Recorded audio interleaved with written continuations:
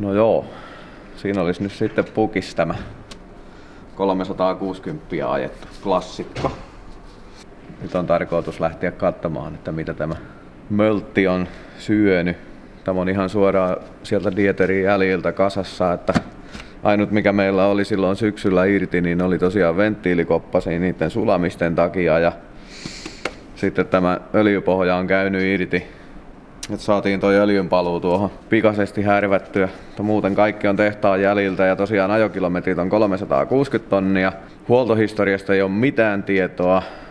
Me ollaan nyt ajeltu sillä joku 450–500 hevosvoimaa välissä olevilla teholukemilla.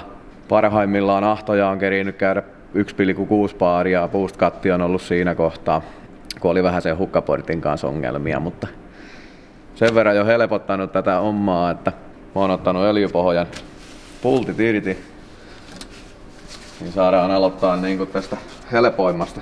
Tai siis, ei nyt helpoimmasta, mutta yleisimmästä hommasta. Eli meillä on oikeastaan yksi hauska huomio tässä heti tehty, ja se on tämä. Älkää välittäkö tuosta keltaisesta maalista, se on tullut siitä kun me maalattiin tämä silloin tuolla Caterpillarin keltaisella.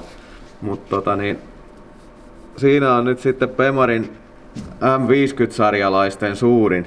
Tai nyt sanotaanko, että ei tosiaankaan suurin, mutta yleisimpiä ongelmia, mitä rajoitinta vastaan hakates tulee, eli öljypumpun mutteri.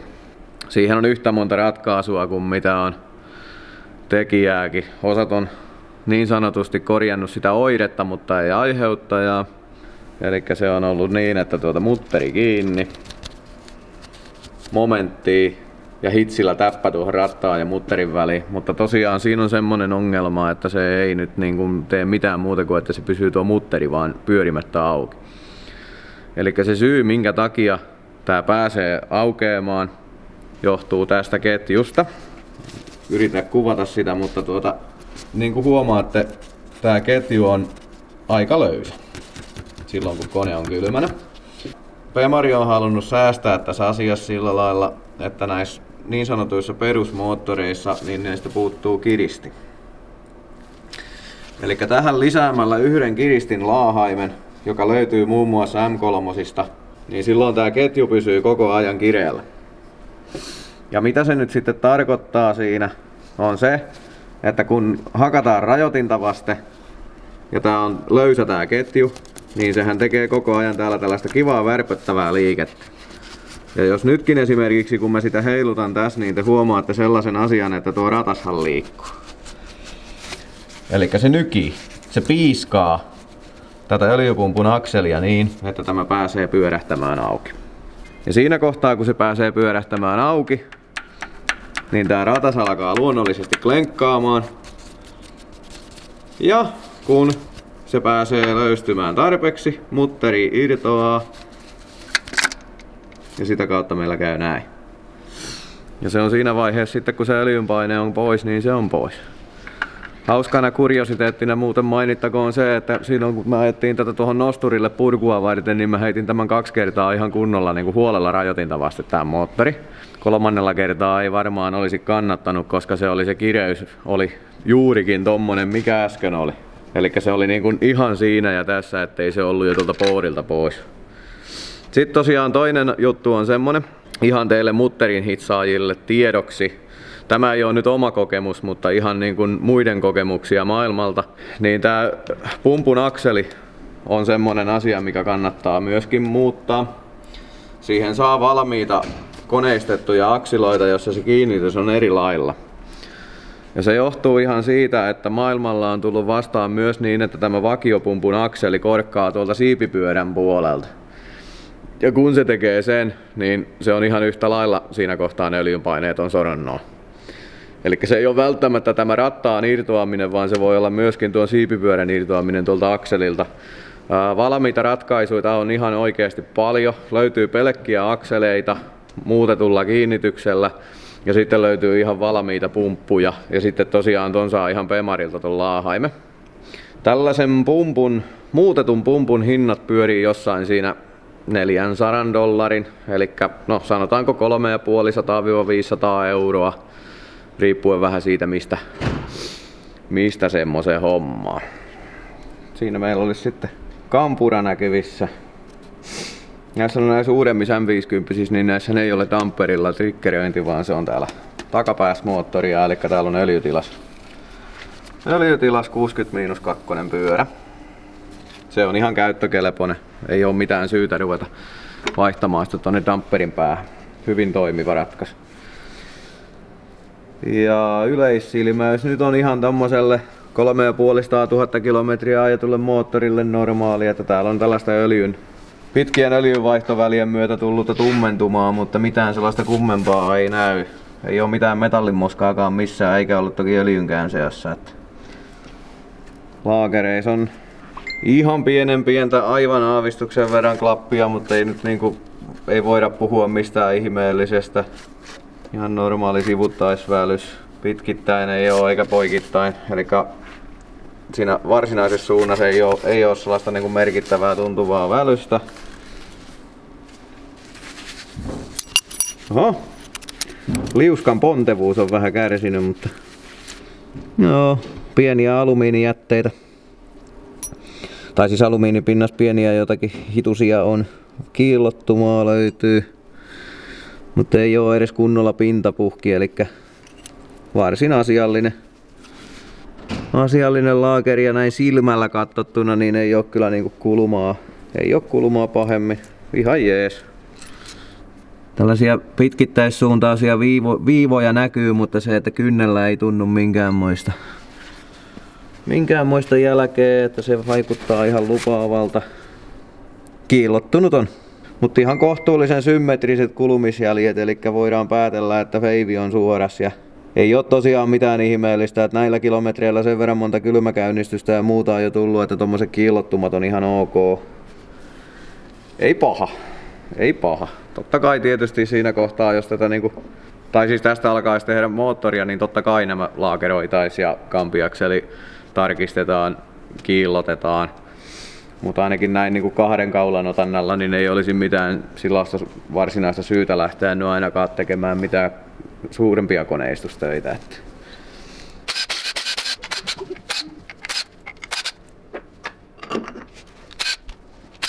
Vesipumppuhan me vaihdettiin tänne uusi syksyllä.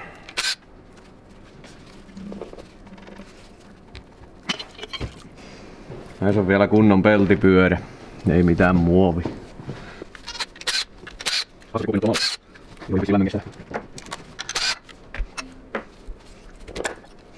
Elikkä siinä on tää meidän oma valmistemallin termostaattikotelo.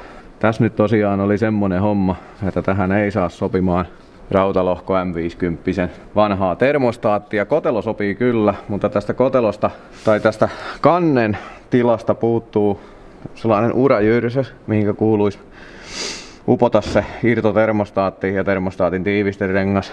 Sitähän ei tässä ole, ja se alkuperäinen termostaattihan on se yksiosainen muovikotelo, mihin se termostaatti on sähköisenä, tai siis sähköohjattuna.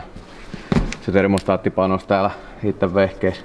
Ja jos sitä ei tee tätä modia, niin siinä vaiheessa tulee olemaan paljon lämpöongelmia. Eli täältä kannesta tulee paluukierto. No niin. Kannesta tulee paluukierto. Ja niin kuin näette, niin se on nyt tukittu tommosella plommilla. Ihan pieni juorureikä. 2 millin juorureikä tuonne on tehty sillä, että saadaan 100 varmasti ilma pois tuolta järjestelmästä. Eli nyt sieltä kannesta ei ole sitä paluukiertoa tähän termostaatille. Eli meillä on niin sanotusti pakkokierto syylärin läpi aina. Ja alkuperäinen vesipumppu hoitaa sitten tää moottorin sisäisen kierrätyksen täältä. Ja se sähköinen takakontissa oleva vesipumppu hoitaa sitten pelkästään sen siirron sieltä takapaksista tänne koneelle. Ei niin kuin pienintäkään ongelmaa. Että siihen oltiin tyytyväisiä, että saatiin se asia pois päiväjärjestyksestä heti syksyllä, ettei tarvitse ruveta sitä sen kanssa tauhkaamaan sitten tossa myöhemmin. No joo, vanosyksikön irrottaminen. Imunokalta meiltä lähti rattaan kanssa eli tämän pöntön kanssa akseli suosiolla pois, mutta pakopuolelta se ei päässyt irti tämä tappi. Niin siihen on sitten ratkaisu. Näiden nokkien päissä on tämmöiset reijät, siinä on 6-jakolla tulpat. Ja siellä kuusiokolotulpan alla näkyy tämmönen muovinen korkki. Nokkapihreällä tuosta keskeltä kiinni, niin sen saa vedettyä tuolta tuon korkin pois. Niin siellä takana on 30 torksit. Ja tää 30 torksi on sitten vääränkätinen. Elikkä myötäpäivään kääntämällä se aukee. Ettei pääse käymään sitä ikävää juttua, että vedätte tämän paskaksi tuon torksikannan. Sen jälkeen tuo on niinku haastavampi saada irti muuta kuin poraamalla. Tämä jakopään alakoppa. Sen jälkeen kun te olette ottanut tästä kaikki pultit irti ja teistä tuntuu siltä, että hyvä, ei oo kun vetää pois, niin väärin. Elikkä kattokaa tätä yläpintaa. Sieltä löytyy heti 2 paljastavaa esimerkkiä. Elikkä tuolta jakopään puolelta on 2 pulttia, ei 2, vaan 3 pulttia. Elikkä täältä löytyy vielä täältä keskeltä, te näette täällä tämmösen kohouman. Niin tämähän paljastaa heti suoraan sen, että siinä on pultille tehty tila. Kääntämällä imunokka oikeaan asentoon, niin tää nokkapyörän kylki on lovettu. Niin kuin näette. Niin tästä kun tämän kääntää oikeaan asentoon ja tänne laittaa 6-kulmaisen hylsyn, tähtihylsyn, niin sieltähän löytyy ruuvi. Joka ei luonnollisestikaan mahdu tulemaan sieltä nyt pois. Mutta siellä on ruuvi ja se saadaan löysytettyä ja me saadaan se magneetilla nostettua sen verran paljon ylöspäin, että se ei enää häiritse tätä meidän kopan irrottamista. Tommoset 6-kantaset, joita joku näköjään on jonakin vaiheessa nuljannu. No joo, tässä on nyt vähän aikataulujen takia mennyt live-kuvailut sivusuun, mutta niin nyt ollaan edetty siihen tilanteeseen, että kansi on jo irti pöydällä, tuossa noin. Ja nokat on irti. Kampirauta on nostettu pois. Jakopää tietysti purettu. Männät on pois lohkosta ja näin päin pois. Nyt sitten näin hätäisesti katsotaan, että mitä tällä kuuluu. Lopputulema näin lyhyesti on se, että mitään hälyttävää täällä moottorissa ei ole tapahtunut. Muuta kuin se öljypumpun mutteri oli ainut semmonen niin kuin koodipunainen. Kaikki muu näyttää niin kuin siihen nähden, että täällä on se 360 ajettu ja aika lailla vielä pahasti hyväksikäytetty tässä viime syksyn aikana, niin ihan priimalta. Että lohko itsessään, sylinterit on ihan ok, jotain normaaleja pystysuuntaisia pieniä kulumajälkiä lähinnä, mutta ei mitään naarmuja. Kannen tiiviste oli täysin ehjä, ei minkäänmoisia vuotoja mistään. Kannenpultit oli kaikki nätisti kireellä, ei ollut minkäänmoisia viitteitä siitä, että joku kannenpultti olisi nöyrtynyt niin kuin legendat kertoo. Ainakaan tällaisella niin kuin maksimi 1,6 baaria, millä tätä nyt kiusattiin ja jonkinmoisilla ennakoilla, niin ei nyt ainakaan mitään viitteitä siitä ole, että tämä olisi jollakin lailla niin kuin susi tämä alumiinilohko. Männät, mä tästä putsasin häjyimmän. Helmojen pinnoiten nyt on pikkusen tietysti kulunut näillä kilometreillä jo. Männänrenkaat on ihan nätisti, kaikki liikkuu, joka pytys, ei missään ollut mitään ongelmaa. Männät on kohtuullisen puhtaat, kaikki männänlait on etanoli huuhdellut hyvin puhtaaksi. Se mitä pistin itse merkille, niin ei minkäänmoisia pienimpiäkään nakutusjälkiä, ei niin palotilassa eikä männässäkään. Männäntapit liikkuu täysin. Veivit on suorat, ehjät. Veivin pultit ehjät. Kiertokangen laakerit oli tosiaan ihan hyvät. Jakopään ketjupyörät oli jonkun verran paljon kulunut ja ketju oli myöskin venynyt, mutta ei mitenkään niinku hälyttävästi. Ja runkolaakerit näyttää suurin piirtein tämmöseltä. Ei mitään epänormaalia. Vähän on sellaisia jälkiä, että likaista öljyä on joskus pikkusen siellä pyörinyt, mutta ei mitään ongelmaa. Kampiakselin laakeripinnat on oikeinkin hyvät ikäisekseen. Öljy kun putsaa pois, niin ei ole minkäänmoisia tuntuvia naarmuja. Ihan sileet, että kiillottamisella menisi sekin, eli kampiakseli vaikuttaa olevan kunnossa. Nokat on ihan ok. Se mitä pistin itse merkille, niin jonkun verran on aikojen saatossa pyörinyt likaa tuolla öljyn seassa, niin kuin noista muistakin laakereista oli huomattavissa, mutta nokkapukeissa näkyy pieniä naarmuja. En oo mittaillut vielä sen kummemmin mitään, mutta ei nyt siis mitään taaskaan syytä paniikkiin, mutta on selvästi ollut jotakin pitkiä öljynvaihtovälejä niin sanotusti. Nyt lähdetään sitten tästä kannesta tekemään parempaa. Siitä tulosta nyt ihan eri jutut, eli tästä moottorista me ei käytetä hyväksi mitään muuta kuin sylinterin kansi, nokkapukit ja oikeastaan kaikki muu tulee sitten joko uutta tai muualta peräisin oleva. No niin, sitten olisi vielä loppusummauksen paikka tuosta Bemarin koneesta, eli kyllä nyt niin kuin voidaan sanoa, että meidän kokemuksella ja monen muunkin kokemuksella eihän tämä nyt mitään niin kuin rakettitiedettä eikä tosiaankaan mitään niin kuin uutta ja mullistavaa ollut. Tommonen alumiinilohkoinen M52P28TU on ihan äikkis jees moottori siinä vaiheessa, jos halutaan tehdä tuommoista sanotaanko 400-450 heppasta harrastedrifteriä kautta ihan Pro 2-tasosta laitetta, niin me ei oikeastaan nähdä mitään syytä siihen, miksi ei tuommoista moottoria voisi vakiohiluilla siinä kiusata. Eihän se maailman tappiin asti sitä varmaan kestä. Mutta se, että tällä hyväksikäytöllä, mitä me nyt koitettiin sille antaa tuossa syksyn aikana, niin sillä tiedolla voisin väittää, että tuolla niin kuin joku Pro 2 kausi ajettaisiin yhdellä moottorilla kyllä ihan pois tiehensä.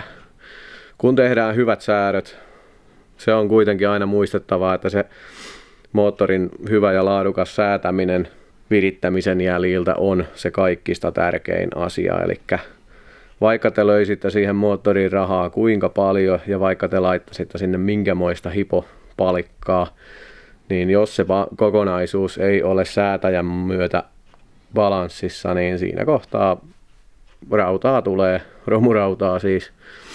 Eli suosittelen hyvin lämpimästi käyttämään tuon meidän Samin ammattitaitoa sitten siinä kohtaa.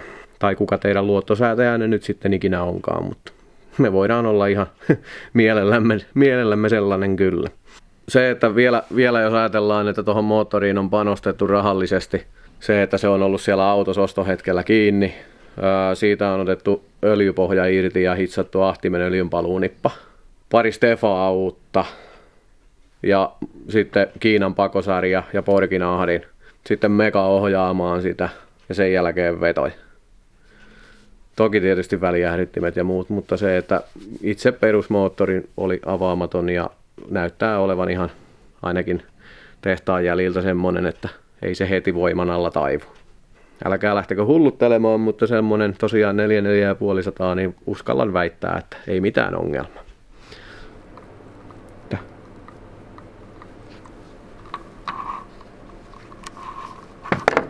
Imuvannoksen ruuvi oli auki.